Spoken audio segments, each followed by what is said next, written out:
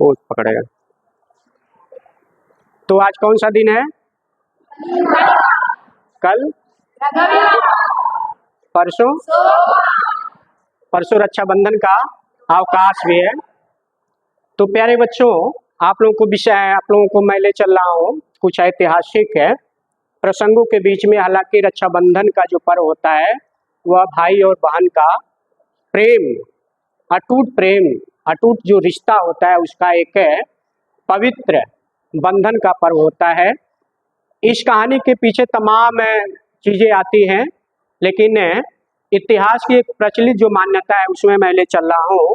और राजपूत रानी कर्णवती और मुगल सम्राट हुमायूं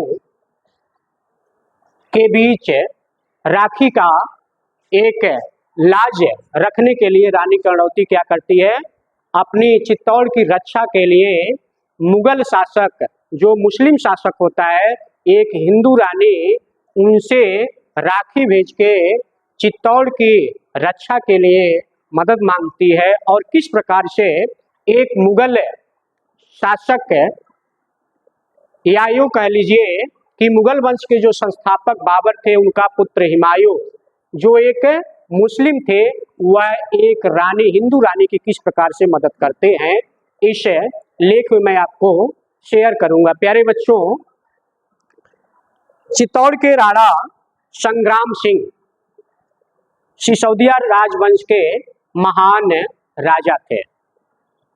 उन्हें हम लोग राणा सांगा के नाम से भी जानते हैं। उनके दो पुत्र जो उस समय बहुत छोटे होते हैं, उनमें से एक का नाम है विक्रमादित्य और दूसरे का नाम है उदय सिंह होता है। उसके बाद हुमायूं के पिता, या ये कह लीजिए कि मुगल वंश के जो संस्थापक बाबर, उनसे और राणा सांगा, जिन्हें हम लोग संग्राम सिंह के नाम से जानते हैं, उनके बीच 16 मार्च 1527 ईस्वी को खानवा का युद्ध होता है। बहुत भीषण युद्ध होता है और उस युद्ध का हश्र होता है कि कुछ समय बाद राणा सांगा की मृत्यु हो जाती है। राणा सांगा की जब मृत्यु होती है, उस समय उनके जो दोनों पुत्र होते हैं, विक्रमादित्य और उदय सिंह, वे काफी अबोध होते हैं, छोटे होते हैं, नादान होते हैं, इस योग्य नहीं होते हैं कि रानी कर्णवती उनको राज सिंहासन सौंप सके। लेकिन होता क्या है, ऐसी स्थिति में रानी कर्णवती बहुत विचलित होती हैं और अपने बड़े पुत्र विक्रमादित्य को राजगद्दी पर बैठा के स्वयं को शासन कार्य में संलिप्त कर लेती हैं, शासन कार्य को सुचारू रूप से संचालित करने में लग जाते हैं। क्लियर हुआ? इसके बाद दिल्ली का एक शासक होता है, दिल्ली नहीं बेटा, गुजरात का शासक होता है बहादुर शाह जफर। वह जब इस बात को सुनता है कि चित्तौड़ में रानी कर्णवती शासन कार्य को देख रही हैं और उनके दोनों बच्चे अबोध होते हैं, तो वह अपनी, चूंकि बहादुर शाह जफर साम्राज्यवादी नीति का था, वह क्या करता है, तुरंत चित्तौड़ पे आक्रमण करने की योजना बना देता है। और जब कुछ विश्वस्त सूत्रों के माध्यम से जब रानी कर्णवती को इसकी सूचना मिलती है कि गुजरात का शासक बहादुर शाह चित्तौड़ पे, यानी कि हमारे ऊपर आक्रमण करने वाला है, तो रानी बहुत ही क्या होती है, घबराती है। स्वाभाविक भी है घबराना, और घबराती है। और ऐसे कंडीशन में वह उस क्षेत्र के जो भी राजपूत जो राजा होते हैं उनसे मदद मांगती हैं, लेकिन किसी भी प्रकार से इतनी शर्तें उन लोगों के द्वारा रानी को दी जाती है बदले में, जिसको रानी अमान्य कर देती है, नहीं मानती है और थक हार के काफी विचलित होती हैं, बैठ जाते हैं। और ऐसे कंडीशन में रानी के दिमाग में एक उपाय सूझता है, और उस समय दिल्ली की सल्तनत पे बाबर का पुत्र हुमायूं शासन सत्ता को संचालित कर रहे थे। रानी कर्णवती को लगता है कि हुमायूं भले ही मुस्लिम शासक हैं, लेकिन वे रिश्तों की अहमियत को समझेंगे, हमारी राखी की लाज को समझेंगे, और क्यों नहीं मैं अब एक राखी को भेज कर उनसे ऐसी विषम परिस्थिति में चित्तौड़ की रक्षा के लिए, और गुजरात के शासक बहादुर शाह से आक्रमण को रोकने के लिए उनसे गुहार लगाऊं, इसी उधेड़ बुन में रानी कर्णवती थी। इस बात की सूचना जब रानी के दरबारियों को, रानी के मंत्रियों को, रानी की सेना को जब लगता है तो वे बहुत ही संदेह स्थिति में पड़ते हैं। संदेह के दो कारण होते हैं। पहली बात है कि रानी कर्णवती जाति की क्या थी? हिंदू थी। और ये मदद किससे मांग रही है? हुमायूं से। जो हुमायूं क्या था? मुस्लिम था। और सिर्फ वही मुस्लिम नहीं था, बहादुर शाह जो गुजरात का शासक था, जिसने चित्तौड़ पे आक्रमण करने की योजना बना रहा था, तो वे दरबारी इस बात से हंस रहे थे कि भला एक मुस्लिम राजा एक मुस्लिम शासक को छोड़ के भला एक हिंदू रानी की मदद क्यों करेगा। दूसरी पॉइंट, सबसे मजेदार बात ये थी कि अभी आपने देखा कि खानवा का जो युद्ध होता है 16 मार्च 1527 ईस्वी को हुमायूं के पिता और रानी कर्णवती के पति के बीच, और उसी का परिणाम होता है कि राणा सांगा की मृत्यु हो जाती है।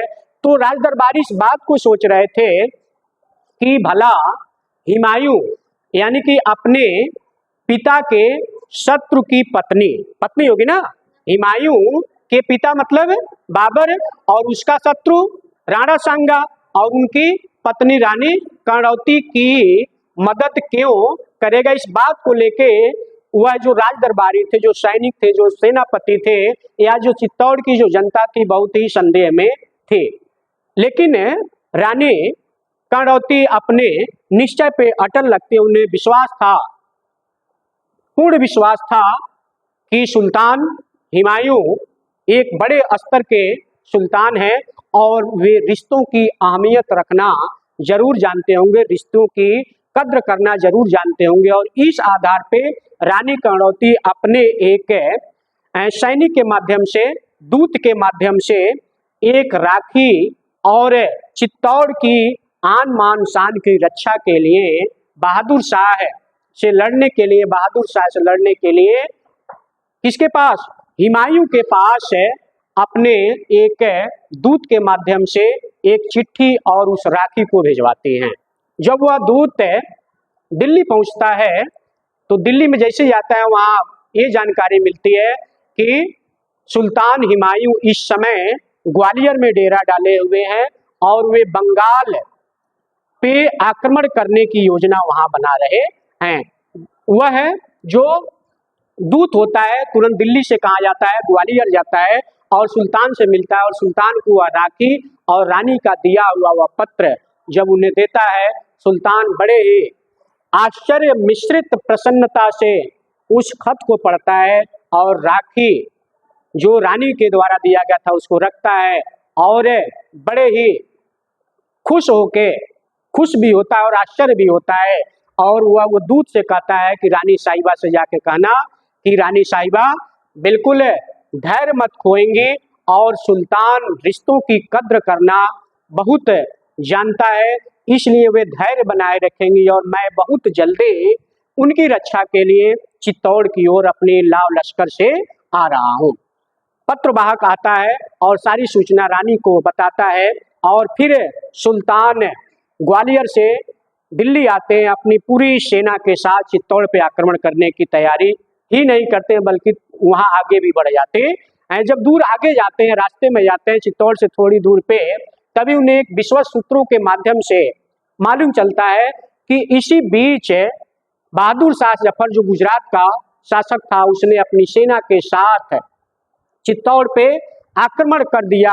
और चूंकि रानी कर्णवती की जो सेना थी वह छोटी थी और बहादुर शाह की जो सेना थी वो काफी शक्तिशाली थी, और ऐसे कंडीशन में दोनों के बीच युद्ध हुआ, और रानी कर्णवती अपनी अस्मिता के लज्जा को रखने के लिए, अपनी आन मान शान को रखने के लिए रानी ने क्या किया कि 8 मार्च 1535 ईस्वी को जौहर कर लेती है। जब रानी जौहर कर लेती है तो उनकी जो सेना होते हैं उनका मनोबल भी क्या होता है, गिर जाता है, और ऐसी स्थिति में बहादुर शाह की जो मजबूत शक्तिशाली सेना होती है वह रानी कर्णवती की सेना को पराजित करते हैं और चित्तौड़ पे बहादुर शाह का अधिकार हो जाता है। और इतना ही नहीं, उनके जो नादान दो छोटे बच्चे थे उनको कैद करके बूंदी के किले में उनको गिरफ्तार करके बहादुर शाह वह जेल में डलवा देता है। इसकी सूचना जब हुमायूं को मिलता है तो हुमायूं बहुत दुखित होता है। दुखित इस बात की होता है कि मैंने राखी की लाज को बचा न पाया, बहुत आंतरिक रूप से बहुत त्रस्त होता है। लेकिन जैसे उसको सूचना मिलती है कि नहीं, रानी के जो दो अबोध बालक हैं उसको बहादुर शाह बूंदी के किले में जेल में कैद किया हुआ है, तो फिर क्या करता है, हुमायूं का मनोबल थोड़ा सा और बढ़ता है और पूरे अपने सेना के साथ फिर बहादुर शाह के सैनिकों से युद्ध होता है। और युद्ध ही नहीं होता है, बहादुर शाह की सेना व बहादुर शाह को चित्तौड़ से मार भगाता है। रानी कर्णवती की जो दो अबोध जो बच्चे होते हैं उनको जेल से छुड़ाता है और रानी के जो बड़े पुत्र होते हैं विक्रमादित्य को चित्तौड़ के सिंहासन पे बैठाते हैं। और इस आधार पे एक मुस्लिम शासक ने एक हिंदू रानी की राखी की लाज को बचाया। और आज यह घटना घटित हुए कई वर्ष बीत गए, आज न हुमायूं है न रानी कर्णवती है, लेकिन उन लोगों का यह जो पवित्र जो रिश्ता बना वह आज हम लोगों के बीच आज शाश्वत चल रहा है। और इस आधार पे राखी रक्षाबंधन का जो पर्व होता है, भाई और बहन के बीच एक अटूट प्रेम का बंधन होता है।